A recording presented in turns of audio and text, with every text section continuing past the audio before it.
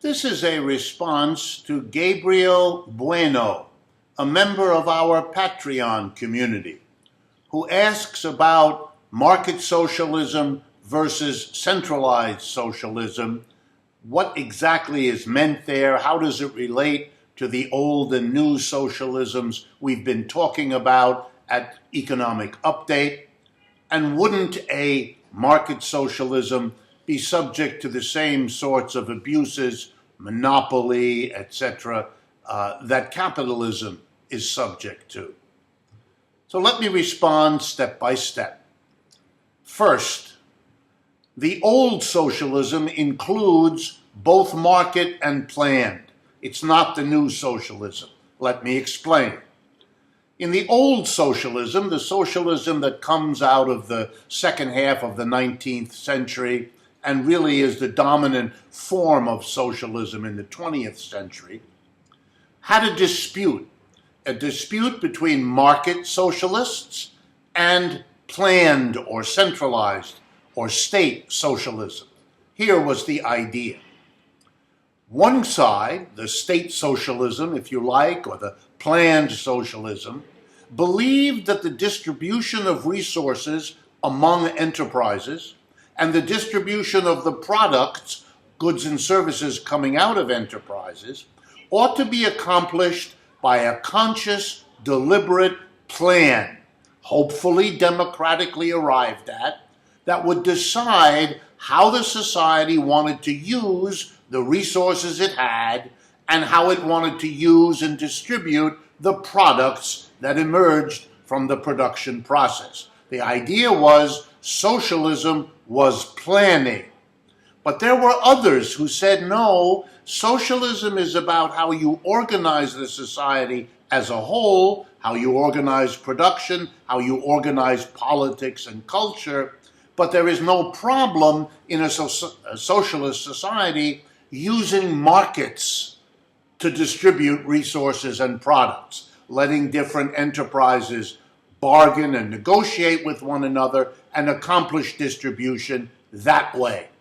The latter group was called market socialists, and the other one was called planned socialists. They both agreed that the government, for example, should provide basic services to everybody: education, housing, medical care, transportation, and so on, that it should guarantee everybody a job, so forth. But the distribution arrangement was disagreed on.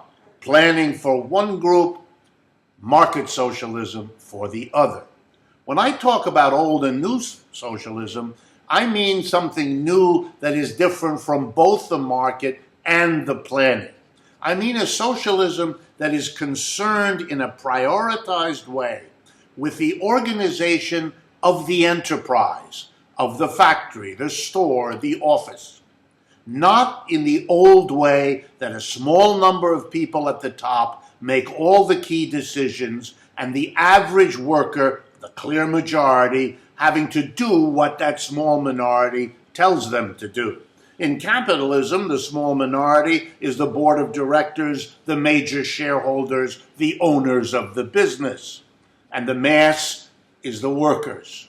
In state socialism, in the kinds of socialisms we've seen in the 20th century, the private capitalists are gone, but they're replaced by another small minority: state officials, commissioners, commissars, the people who run the planning apparatus of the society, rather than a transformation of the workplace into a genuinely democratic socialist arrangement in which all the workers would together, one person, one vote, decide what the enterprise produces, what technology it uses, etc., in a base ground up from below kind of socialism. That's a new focus because the old socialisms didn't do that.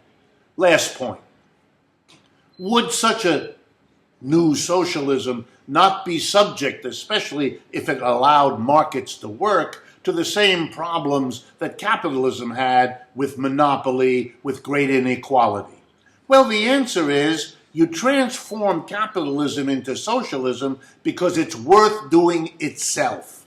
It's worth democratizing the enterprise, which is the key part of this, bringing democracy finally to the workplace where people spend most of their adult lives. This is a value in itself. But it still leaves open, if you allow the different cooperatives, especially in a market arrangement, to do better or worse. What do you do if some become rich and others become poor? By the way, the same problem happened inside capitalism. And there were capitalisms, at least at some periods, who put limits on that, wouldn't allow monopolies, had trust busting, had rules to prevent it. And the same would apply in a socialist economy of cooperatives. But we might expect a lot better progress because for the cooperatives, it's a matter of survival of their system to keep the limits on inequality to prevent monopoly. Capitalism always moves in that direction, but has equal forces pushing for monopoly, pushing for inequality. So I think the prospects would be better in socialism. But socialism is worth doing because of the transformation of the workplace, whether or not that can also extend to doing something about the inequality, the monopoly, and so on that has always plagued capitalism, and that I think would be better treated, although it would still be a problem, within a socialist economic system. Thank you again to Gabriel Bueno for his question, and I hope he finds this a useful answer.